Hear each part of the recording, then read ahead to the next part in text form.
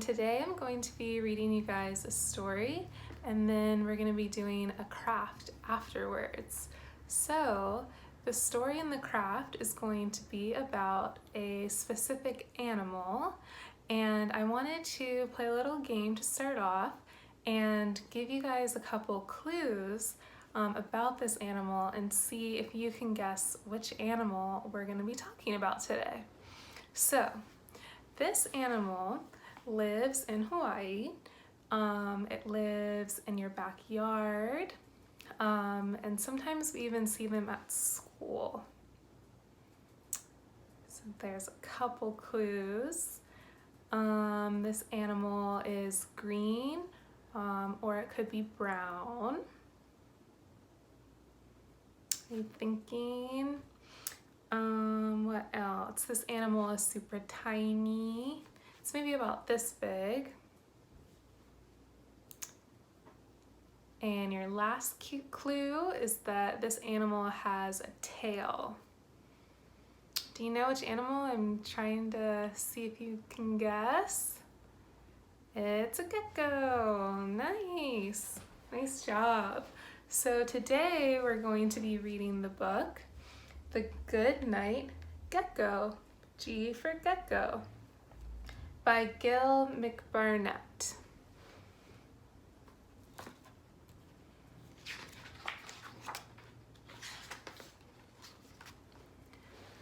On a faraway island, near a big green mountain, by a golden beach, there was once a little red house. In the little red house lived a mother, a father, a sister, a brother. Look at that beautiful macaw. And a gecko family. There was a mother gecko, a father gecko, and two little geckos. When the first little gecko hatched out of her egg, she did what all new geckos are supposed to do. She wiggled away to greet the moon and the stars. But the other little gecko didn't want to leave the warm gecko nest. In loud chirps, he said, "I'm not coming out. I don't like the night. I'll wait until day, when it's sunny and bright." "But that is when we sleep, little one," said his mother. "We sleep by day and come out at night." "Well, I don't like the night," said the little gecko. "I'd much rather be awake during the day, picking flowers in the forest, or swimming with the fishies in the bright blue sea. So I'm not coming out. I don't like the night. I'll wait until day when it's sunny and bright." "But geckos don't pick flowers or swim," smiled his mother. So won't you come out and greet the moon and the stars?" "Not while there are creepy shadows and creaky noises. I don't like the dark," shuddered the little gecko. "Little one," chuckled his mother, "those long creepy shadows and creaky noises are only the coconut trees dancing in the moonlight. There are many wonderful sights at night. Come with me and you'll see." Mother gecko chirped, "Good night to the moon and stars shining way up high. Good night to the fragrant flowers framing a blue-black sky. Good night to moths that flutter by and to bright dew drops on webs nearby." Wow, look at that spider web. That spider was working hard. Got a moth. Good night to cats that frisk and frolic. Good night to bats that flip, flap, fly. Good night to owls that softly hoot and shooting stars that brightly shoot.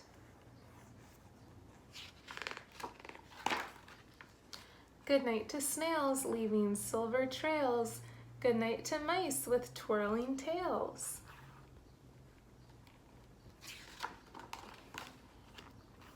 Good night to frogs on mossy logs, to creepy bugs and sleepy dogs.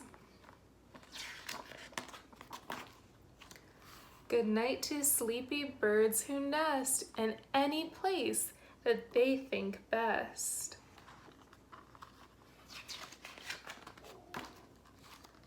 Good night to every girl and boy falling asleep with a cuddly toy. Good night to sister, good night to brother, good night to father, and good night to mother. Good night. But Mother Gecko stopped suddenly. Oh, let's see what happens. Because the little gecko had wiggled up and away from her. There he was, high up on the window, chirping away at the top of his voice. Look at me, I've come out and I do like the night. I'll be here all night in the bright moonlight. Oh wow, the gecko was a good risk taker. He tried something new. And because he now loved the night, and because he sang with such delight, from that night onwards on that faraway island in that little red house, the little gecko became known as the Good Night Gecko. The end. Well, I hope you guys liked that story. So next we are going to do a little art project, making our very own gecko out of recycled materials. So for this art project, you are going to need a piece of paper, some newspaper, and some crowns, and maybe a glue stick too, so that you can add your newspaper to the other paper. Okay, so let's go ahead and make our gecko. You can either make it with me as we go, or you can watch the video and then make it on your own after the video. So what we're gonna do is we are going to use our newspaper, our recycled material. So even though we're done reading this newspaper, we can still use it to make art. So we're gonna give it another use or another life. So to make our gecko, what we're gonna do is we're gonna take a piece of the newspaper, and when we look at our gecko, what kind of shapes do we see? Try to get it closer to the camera. The head maybe looks like a circle. What about the body? Maybe like another circle or even an oval. What other shapes do you see on our gecko friend? What about the tail? Is it like a squiggly shape? Then lastly, we've got the tiny little toes and our little legs. So we're gonna be making those shapes out of our newspaper. So let's start with the head. So our head, we've got a circle. So just go ahead and cut the circle out.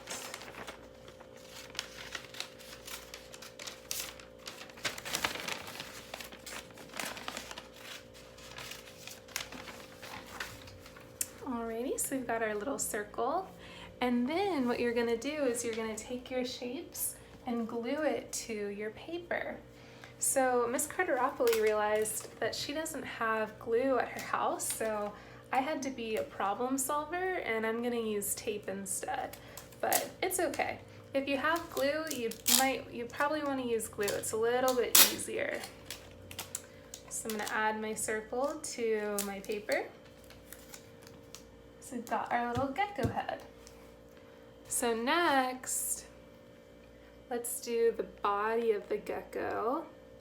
So I see an oval, which is a really kind of a long circle. So I'm going to use my newspaper and cut out an oval.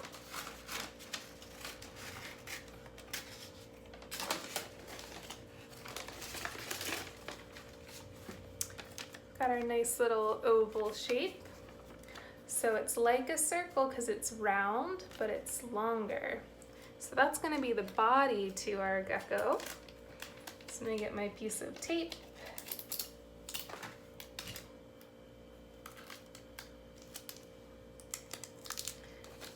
And I'm going to tape it to the head. Then, what's next? What about the tail? It's kind of like a squiggly shape.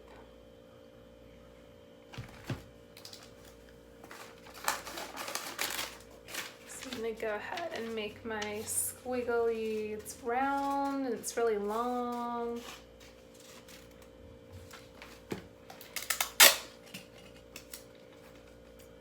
Just getting my tape.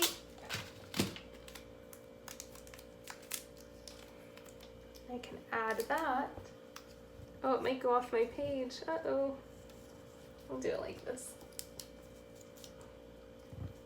There we go. So we've got our tail. And then last, the little legs. So I actually cut these already.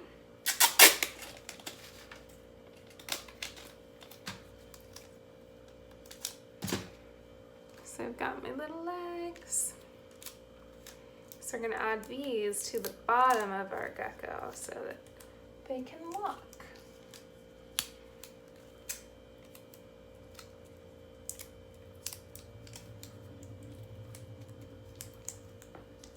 How many legs does a gecko have? Do you know? In the picture on our book, the illustrator only drew 1, 2, 3 legs. But really, geckos have 4 legs. Here's an example from the back of the book that the illustrator drew. So, I'm gonna add our last 2 legs.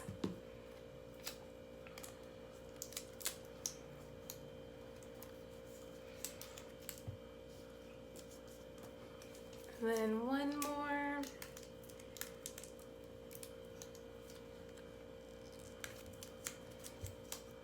Alrighty, so we've got our little gecko friend. And then lastly, with your crowns, what you can do is you can decorate your gecko. So the geckos in the book were green, but maybe when you're outside playing, you might see them brown or any color. So you can just take your crown and color on your gecko. Oops, it's kind of hard to see in the video. I'll use the brown instead.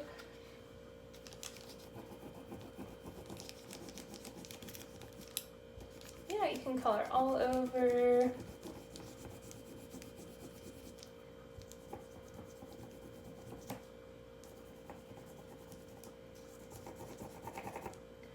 So there you go.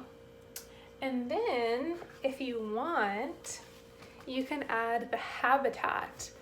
That's a really big word. I wonder, do you know what habitat means?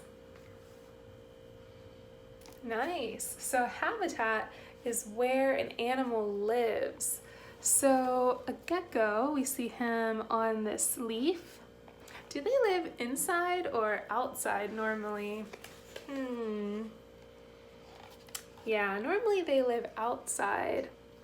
So in the story, our gecko friend liked to play with the flowers and with a lot of other animals. So if you want to add those kinds of things to your picture, you could do that too. So for my picture, I'm going to add some grass.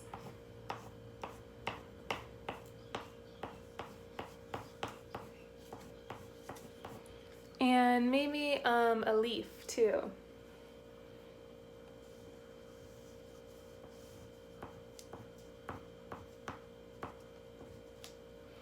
So yeah, you can add whatever you want to the habitat to make a little home for your gecko to live in. So maybe some sunshine. I love the sun.